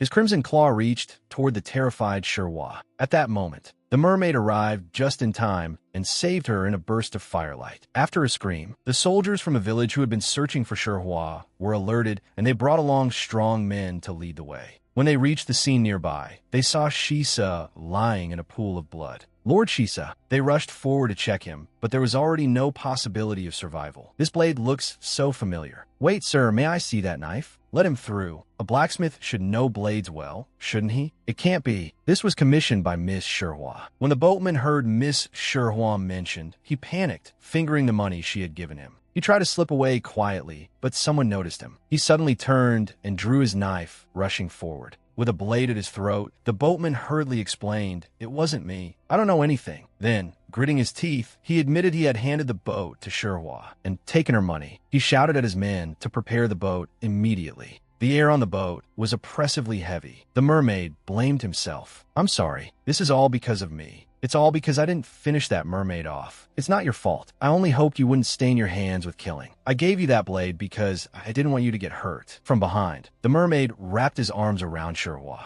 "It's all my fault, so please don't leave me. It's all my fault. Don't go." She loosened the mermaid's hands. "This isn't your fault." Sherhwa wiped away the mermaid's tears. "You said you wanted me to be happy, didn't you? So, when we get to that island, you'll make spirit medicine, fish, and plant fruit trees for my happiness. Then come with me to the island." Sherhwa pushed him away. "I can't go." "Why?" An arrow flew over the mermaid's head and struck the mast. The soldiers had caught up with them by boat. From far away, an arrow struck Sherhwa. Blood spilled from her mouth. On that distant boat, another arrow had pierced her. She coughed up blood. A sharp, sour pain spread through her, along with the metallic taste filling her mouth. Her whole body went weak. The mermaid, frantic with worry and at a total loss, stammered, "Why? Why is this happening? What do I do?" He had once heard that a mermaid's blood was the human elixir of immortality. In desperation, he yanked out the arrow, pierced his own palm, and let blood pour from it. He tried to give his blood to Sherhwa. Using the last of her strength, Sherhwa grasped the mermaid's bleeding hand and painfully said, "Mermaid, I'm sorry for making you go through this. If you'd never met me, you wouldn't be making such a sad face right now. I kept saying I wanted to run away, but I dragged everyone into it, and people were hurt and died. This is all my fault, so you did nothing wrong. When you reach that island, you'll eat spirit medicine, fish, and plant fruit trees. You have to become happy." The mermaid sobbed, "I don't want to be alone. If I can't do those things with you, then I don't need them. The reason I wanted this sea was to make you happy. If it's not for that, then I have no reason left at all." Sherhwa held his hand tightly. "As long as you're alive, you'll find that reason someday. Until then, I'll always stay by your side and watch over you." Sherhwa's hand gradually lost its strength. The mermaid burst into tears.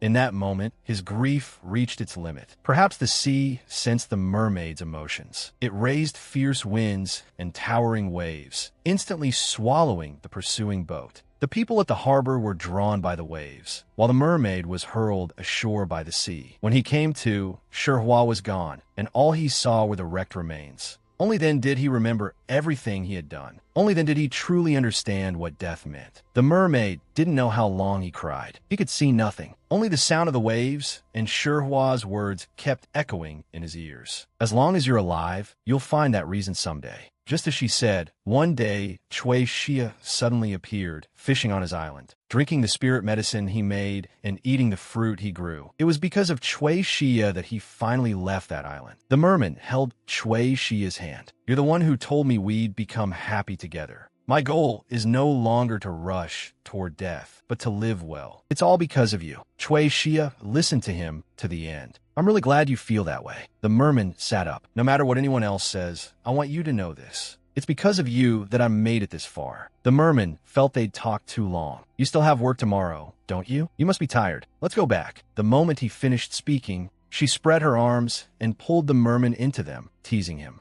I know you're only trying to run away because you're shy. Leaning to his ear so closely he could hear her breathing, Chui Xia whispered, the moment you specially brought me here, Yongru, I realized I'd been wrong before. So I have something to say too. Stroking the merman's cheek, she said, my part in all this was only a tiny part. Honestly, it was all because of you, Yongru, that you endured that painful time. Then she hugged the merman tightly. You must have had such a hard time, right? Sherhua and you both were just doing everything you could to survive. None of you made the wrong choice. Everyone was only trying their hardest to live. Of course, you'll regret the road you never got to walk, but life still has to move forward. He nodded. Being able to meet you, Yongru, is the greatest happiness of my life. Then from now on, let me be the one to make you happy, Yongru. After saying that, Chui Xia went to collect the fishing rod and pearls they had left behind. After yesterday's intimacy on the island, her back felt like it was about to break. Yunqi asked with concern, are you sure you can still work after that? Chui Xia trembled as she gave thumbs up and, with a dark expression, said it was just because she hadn't slept well. But the great detective saw right through her. How could sleeping do that? Don't tell me you slept on some rock outdoors. You need to take care of yourself. And don't forget your supplements. Here, have some of mine. Chui Xia really had reached the age where she needed to take care of herself. She got up and rummaged through the cabinet for some cookies. Then the department head suddenly called out to Chui Xia. There was something he wanted to tell her. In a low voice, he said, about the time I went to see a shaman after encountering a ghost. The department head looked a little awkward bringing it up, but he said it anyway. That shaman said you almost lost your life, right? He'd also been amazed. She really was frighteningly accurate. The shaman had jumped in surprise and said, wait, let me get a closer look. The department head stared at her with admiration. She closed her eyes and said, let me look carefully again. Then she suddenly opened her eyes. You've encountered something extraordinary. Not a ghost, not a god. Even the deity we worship cannot measure it. It wasn't aimed at you. You were merely dragged into it and nearly died. The person beside you is protected by a great divine power. You were just a shrimp caught in a fight between whales. Hearing that, the department head's jaw dropped.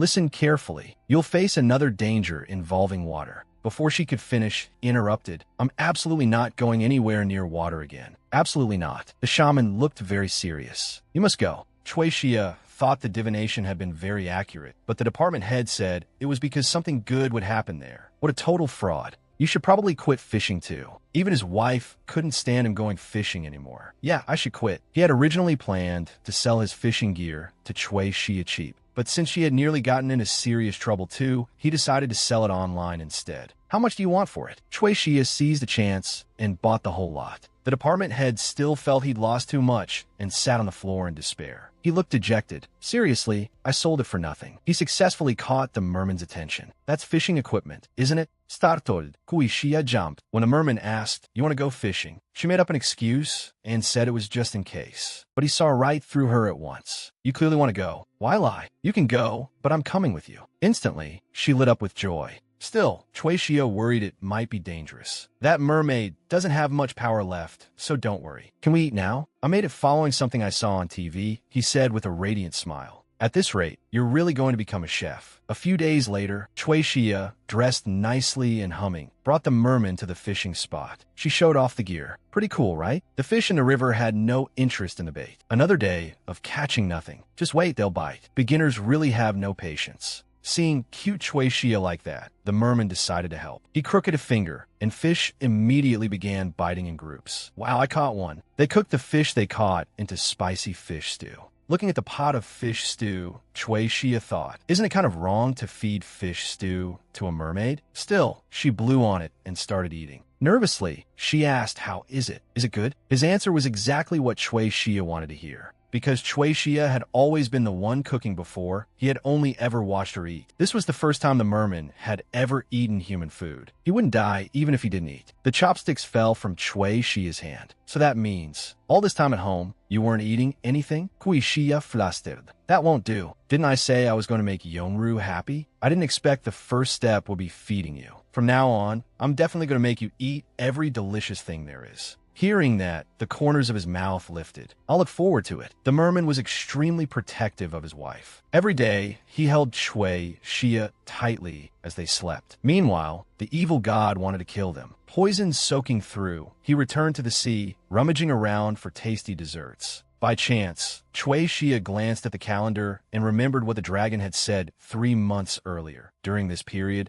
the evil god would come to kill her again. Even though the merman was by Chui Xia's side, it was strange that the evil god hadn't made a single move. Something was off, and that only made it more suspicious. She was brooding over it, when suddenly a hand grabbed Chui Xia's calf. Startled, she yelped, "Ah, you scare me to death." Yongru, you're still not asleep? The merman patted the empty spot on the bed, motioning for her to come lie down. Like a kitten diving into its nest, she pounced onto the bed. The merman pulled the blanket over Chui Xia. Go to sleep. The merman was the type who held Chui Xia all night as she slept. And yet, bothered by what had happened yesterday, she couldn't fall asleep. Never mind that insane evil god murderer for now. It was already time for work. As she got out of bed, she woke the merman. I have to go to work. Wait, I have something to give you. She took the item the merman handed her. It was a pair of pearl earrings. She loved them and planned to wear them every day. The merman had noticed her pierced ears a long time ago, so he made them himself. No matter where you are, if you're in danger, I'll come to you. Chui Xia was so happy, she couldn't even put it into words. She held the merman's face and kissed him lightly, then went to work full of joy.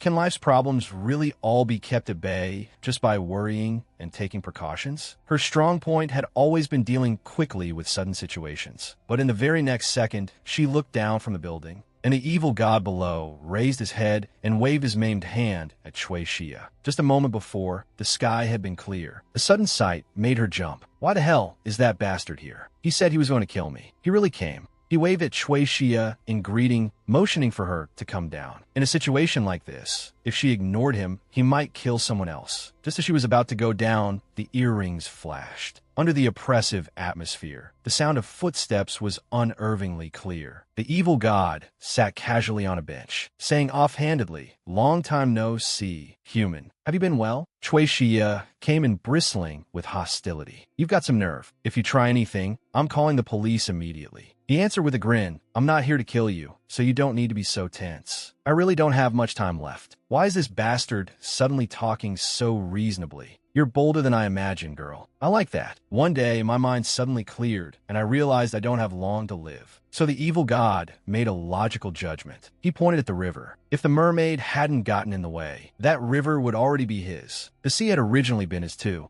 After thinking it over, he decided killing only Chui Xia wasn't worth it. So he planned to kill both the mermaid and the dragon at once. Do you know how to kill a god? Of course, there's a much simpler way. He pointed behind him toward the burning forest by the river, cutting down trees. Isn't that what humans do best? The evil god sliced open his palm and let his blood drip into the river. In an instant, dozens of fish died. He curled his lips into an excited, wicked smile. Chui Xia was furious. If you're going to do it, then just do it. Why come to me? If your lover died without you knowing why, wouldn't you panic too? Only by knowing the reason can the pain be complete. This utter madman believed Chui Xia wouldn't stop him. He slowly rose to his feet. Instead of bullying some insignificant humans, I'll go kill them right now. Try your hardest to stop me. Watching his arrogant figure leave, she thought, none of them take humans seriously. Is it just because they're special beings? But aren't the humans here struggling to survive too? She took out her phone and called the police. There's a madman trying to poison the Han River. He cut open his palm and let blood drip into the river. It killed dozens of fish instantly. Chui Xia called the police. There's a madman trying to poison the Han River. The police arrived and sealed off the scene, pulling the dead fish out of the water. They began investigating the cause. Once they identified the toxin, they would search immediately. They would review surveillance footage and track the suspect's movements in real time. First, they strengthened patrols along the Han River. Chui Xia grew tense, afraid it would be too late. The blaring police sirens drew a loud crowd.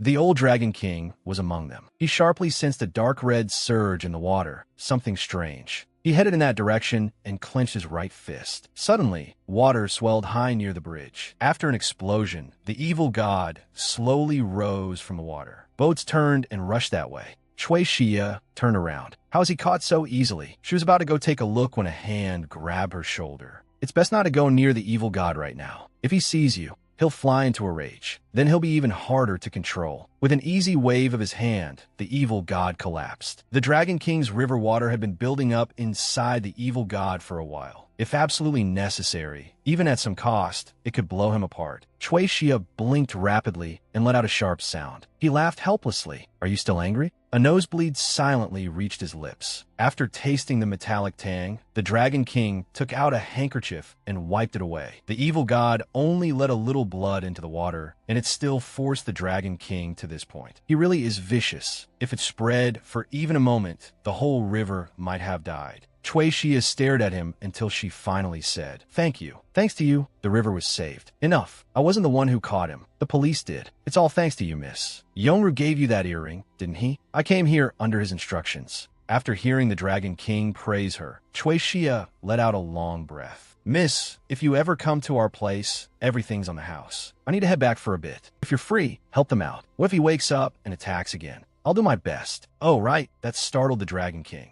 There was something else she wanted to ask, but after returning to the company, Chui Xia couldn't focus on work. She was worried something might happen to the merman. After all, river water always flows into the sea, and even the Dragon King had been badly affected. The department head suddenly said from behind her, "Right, it's lunchtime. Why do you look so serious? Is it because of what happened outside? Don't worry. It should all be handled by now. Let's go eat." He brought Chui Xia to a restaurant Jiyun had recommended. "Thanks for going to the trouble." The server brought over rib soup. "Please enjoy." Even while eating, they didn't forget to say, "Next time bring Yongru with you too. Yongru will definitely be fine." The department head looked up at the TV. "Isn't that what happened in front of our company?" Chui Xia turned around when she heard that. The news was explaining the Han River poisoning case. A staff member in a black baseball cap hurried over to her and whispered, "The suspect escaped while being transported. We now go live to the scene. He suddenly regained consciousness during transport, injured an officer, and fled. It is currently unknown whether he is carrying any other toxins." The news kept playing in her ears. Then Chui Xia's earring suddenly shattered. Her head spun, and she collapsed to the floor. When she awoke, she raised her left hand, where the 4-needle had been, and only then realized she was in the hospital. Countless waves of guilt flooded Chui Xia. How long has it been? Where's Yongru? I fainted of all times now. If I go to the shore right now, what if the evil god has already gone there? What if Yongru gets hurt? What if he dies, and not even a body can be found? Shihua covered Chui Xia's eyes. That child, Yongru, is fine. I wanted to speak with you slowly, but I have very little time and strength left. Chui Xia's first instinct told her, "This was Shihua.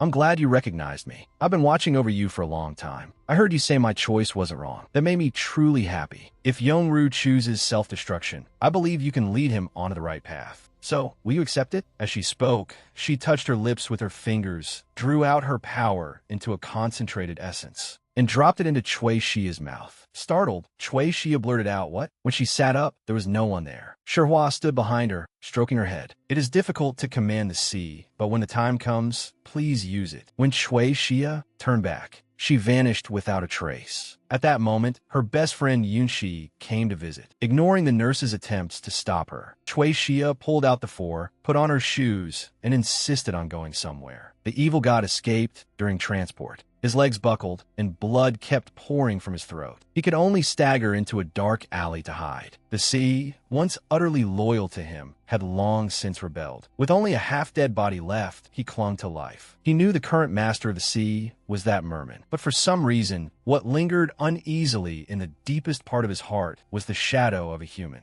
As if to prove that unease right, that woman appeared again. For him, this should have been the long-awaited chance for revenge, yet one obstacle followed another. He suddenly realized that she was no longer the woman from back then, while that woman still slept in the deep sea, waiting for revenge. "I will kill you." At the hospital, Chui Xia had just woken up and pulled out her four, putting on her shoes. She struggled to get to a certain place. Yunshi hurriedly grabbed her, because the moment Chui Xia said she was going to the sea, Yunshi feared she might do something reckless. She held her tightly. "Does that person on the news have something to do with you? Did he scare you? Don't do anything stupid, tell me." Seeing Yunshi nearly in tears with worry, Chui Xia clenched her teeth. "It has nothing to do with me, but he might kill my lover. He must have gone to the sea. If I don't see him again." Grief surged up, and she broke down sobbing. Just then, the department head put a hand on her shoulder and comforted her. "I'd brave mountains of blades and seas of fire for my wife. What's one little ocean? Come on, I'll take you there right now." Ji-Yun stammered from the side.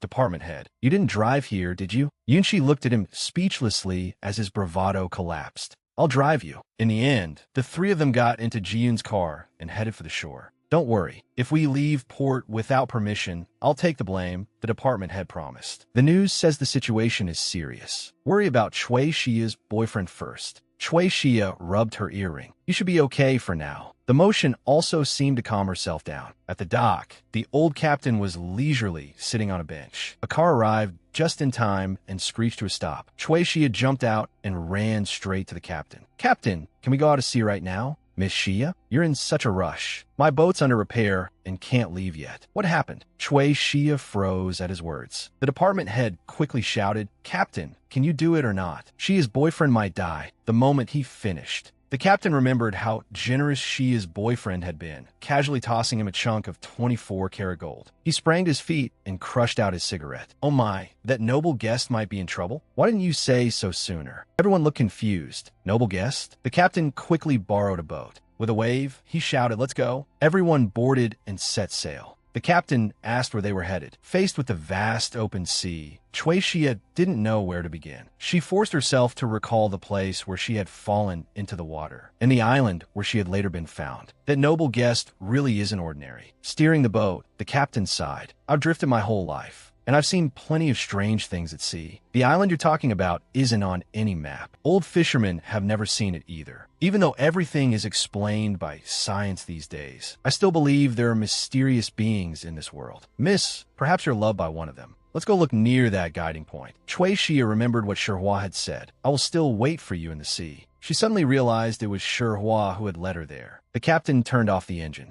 She cried out, and the department head noticed the boat had come to a complete stop. The next second, huge waves suddenly rose from the calm sea. "Look behind you." Everyone was soaked through. A small island had suddenly appeared right in front of them. Chui Xia leaned forward to look. Jian saw a black whirlpool beside the island. A black whirlpool was madly swallowing the surrounding seawater. Chui Xia ses pupilles shrank. She hurried to the edge of the boat. "The contamination is this severe? That whirlpool must have been raised by Yongru." She explained urgently. "The evil god from the news is nearby. I know this sounds ridiculous, but please believe me." Ji-Yun had seen enough strange things already, and the fruit they brought up before had been proof too. Though he still didn't know how bad the black water was, the police had clearly said it was highly toxic, so he immediately called the police. Then she directed everyone, throw all the fishing nets on the boat toward the whirlpool. "What exactly are you trying to do, Xia?" Ji-Yun pressed. Chui Xia opened her mouth, but only one thought remained. "I have to go find Yongru." She didn't say it out loud. Just then, with a sudden splash, the merman's hand slapped against the side of the boat. He surfaced, his face streaked with blood, and shouted hoarsely, "Why did you come here? It's dangerous. Go back." Chui Xia's heart ached at his injuries. "This has nothing to do with you. Go back right now." He cut her off decisively, not giving anyone time to react before turning back toward the sea. Chui Xia shouted at the water. In that instant, grievance, anger, and frustration burst through all at once. So you're just going to ignore the people who are worried about you? Your beautiful face is covered in blood, and you're telling me to go back? You said we'd be happy together for the rest of our lives. And now you're saying this has nothing to do with me? She climbed onto the edge of the boat.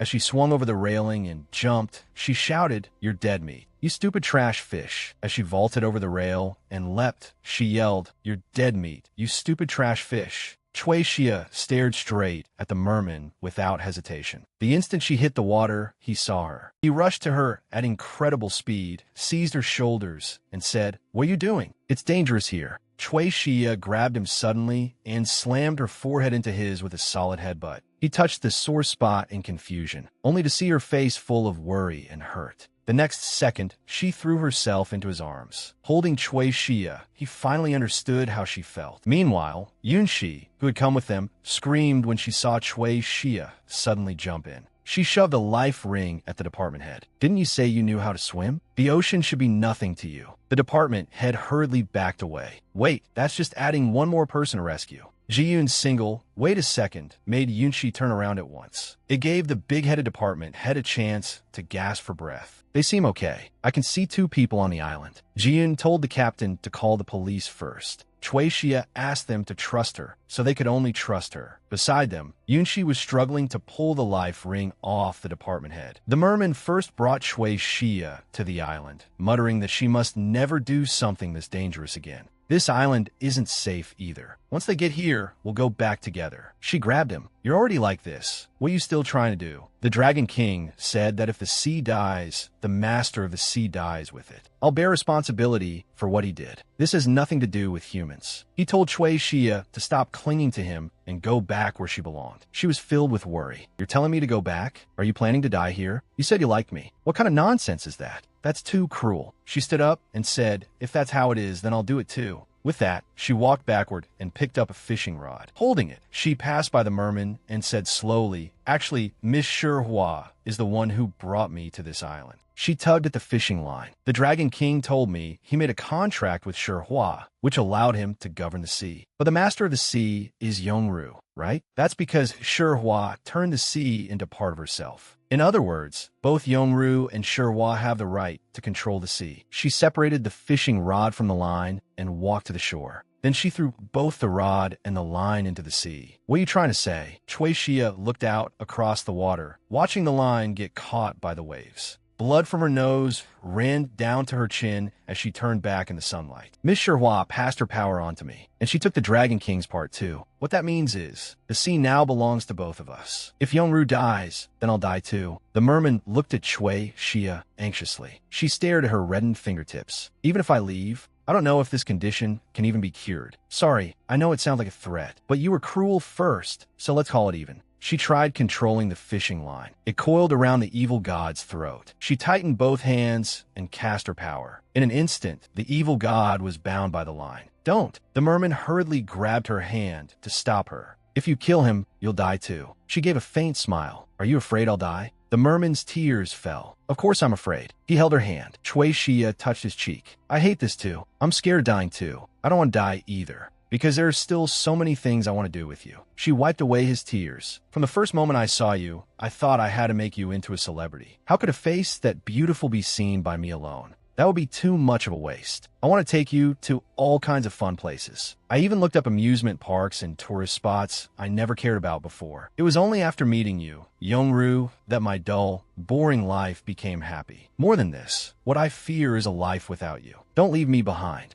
Without you, my life will lose its way." They held each other. "I'm sorry. I only wanted Xia to be safe and sound. And now, I know." With a pained smile, he let her see it. "I will definitely be happy with you." Then he proposed something only he could. "Let's give our power and the sea to that person, the merman. I know this island means everything to you. I'm not asking you to abandon it all. Both Yongru and the sea can be protected. Please trust me." The evil god was tightly strangled by the fishing line. He struggled with all his might. He bit his finger, and blood scattered outward. So that was it. He wanted to use that blood of his, fatal to all living things that touched it, to drench this stretch of sea. That way he could kill the merman and take the sea back. The merman controlled the seawater, forming a whirlpool that gathered the contaminated water together and kept it from spreading. But he couldn't hold on for long, and it slowly came to a stop. Seeing that, the evil god laughed. I did it. That human brat is dead. I can feel the sea finally returning to my hands. Since I'm not dead, then they must be. He turned, intending to return to safer waters. But dark, thread-like, monstrous shapes wrapped around him from below. Looking closely, the dark abyss had transformed into countless hands. He was being swallowed further and further. Then a voice full of crushing pressure drifted from behind him. Have you forgotten? He turned toward the voice. Weren't all of them killed by you? The fishermen you toyed with to death, the laborers on the merchant ships, the young man whose clothes and identity you stole, those pitiful souls who longed to see you once more. Have you forgotten them already? He broke free and snarled back. You wretched girl, you become a vengeful ghost. You think gathering this trash can kill me? He thrust out a hand with force, but before he could react, a vast fishing net rained down and wrapped around him. The one who will kill you is yourself. You knew Yonru was attached to this island, so this is the only place you spilled your blood, wasn't it? After killing Yonru and taking the sea, you planned to abandon this place and escape to safe, clean waters to recover, didn't you? The evil god's pupils contracted. Is it all the backbone a so-called master has? But you're not going anywhere. She drew a blood-stained, rust-specked knife. Holding it in both hands, she raised it above her head. Even if there is another life, you and I will sleep again together. At that moment, Chui Xia suddenly plunged into the water, opened her eyes, and caught Shihhua's hand. She knocked the knife away, trying desperately to express herself with gestures. She was shocked to realize she could breathe underwater. Are you planning to die together with him? Why not let go here instead of sacrificing yourself too? You really are kind. Thank you. I was only cleaning up the disaster I created. To make the sea bear this calamity, at the very least, both his life and mine had to be offered. Miss Shihhua, there's no need for you to bear this alone. The blood samples have already been sent out. Once the components are identified, proper countermeasures will begin. The people chasing him have already arrived. Please don't make any more sacrifices. Please live for yourself. After hearing him out, Shihhua finally smiled. Chui Xia wanted to take the evil god away. Shihhua kissed Chui Xia on the forehead in blessing. They had been underwater so long that everyone thought Chui Xia had drowned, and chaos broke out. They hooked pinkies and promised to be happy before parting. It turned out Chui Xia and the Dragon King had already planned a way to deal with the evil god bleeding into the sea. Because he had failed to protect the sea Yonru lived in, the power of the sea should rightfully have been returned to Shihhua. But the Dragon King still felt it was too dangerous to give it to Chui Xia. But Chui Xia insisted that even if it meant death, no matter how dangerous it was, she would protect Yonru. Just as Shihhua said, everyone was in total chaos. The department head held back the frantic Yunshi. Don't you know how terrified Xia was that you die? She's fallen into the water now, so hurry up and save her. The merman hurriedly explained that Xia was okay for now and couldn't be disturbed. The captain stood protectively in front of him. Miss, if you want to get to that noble guest, you'll have to step over me first. Jian was contacting the rescue team when suddenly everyone's eyes lit up. The sea split open, and Chui Xia emerged from the water with the evil god. Everyone's eyes turned to Chui Xia at once. As the rescue team arrived, Chui Xia explained what had happened. The staff gave her a thumbs up. The evil god would be taken away as well and brought to justice. Yonru looked at the small island gradually receding into the distance. Chui Xia pulled the blanket up over Yonru a little more. He asked, you saw Shihhua just now, didn't you? Why didn't she come back with you? I don't have the face to see her again. Chui Xia embraced the merman. She wants you to be happy, without resentment or regret. And Miss Shihhua promised me she would be happy too. Yonru, the merman gently kissed Chui Xia on the cheek. They sailed away together. The news reported the Han River poisoning incident, praising the courageous response. Thanks to the swift action of brave citizens, the incident was successfully contained and caused no major damage. At the hospital, Chui Xia watched the news and was also grateful that Ji-yoon had kept her secret. After all, they couldn't exactly report the existence of beings like that on television. And Ji-yoon also helped solve the problem of Youngru not having an ID and therefore being unable to be hospitalized. When they arrived, Chui Xia belatedly realized that Senior Ji-yoon was the son of some important figure. The moment she entered, she saw Youngru fidgeting with his four. The nurse said, "You mustn't touch it like that. Just bear with it." He was like a spoiled cat. Her heart ached at such a beautiful face being injured. She took his hand and gently soothed him. Youngru still wasn't satisfied with the cool compress. He asked, "What do you want to do once you're better? Let's go fishing together." After Youngru recovered, Chui Xia started her live streaming career. "You're asking where I met a man like this? I caught him while fishing. You think I'm making it up, but it's true." She held up an enormous octopus to the camera. But the fans only cared about her boyfriend. She pinched the octopus angrily and exploded. "Can you look at the fish instead? Are you here for me or for him?" A fan commented, "Obviously him, haha. Moderator, please kick this person out." Chui Xia pressed the octopus right up to the camera. "Go kiss the octopus then." That scared the fans half to death. Before that, despite the department head's desperate attempts to beat and stop her, she had quit her job. She had spent years clawing her way through the trend-chasing entertainment industry like a stray dog. To her, such a precious treasure had delivered itself to her door. How could she not make good use of it? So she began her difficult life as a video creator. She bought an abandoned house famous for paranormal rumors and filmed the renovation. So scary. I heard ghostly sounds. Luckily, Youngru was there, making her feel completely safe. He caught a giant monstrous fish with his bare hands. "The instant noodles are ready. You eat first." He was still wrestling with the fish. The camera turned to Youngru eating noodles, and then to her proud cooking trial stream. A fan commented, "As expected, why did you only serve up charcoal?" She placed it in front of Youngru and signaled for him to taste it. Another fan commented, "Who said there was no such thing as a perfect crime?" Still, he's really indulgent toward Chui Xia. And then they blew up in popularity. She made him wear a cute outfit to cook. He looked very unconvinced. Realizing he was in a terrible mood, she offered a reward. "Tonight, I'll let you do whatever you want." When he still looked stern, she promised she wouldn't back out. After that promise, Youngru was satisfied. Now, it was Chui Xia's turn. She was panicking inside and started eating mouthful after mouthful. Youngru was about to claim his reward.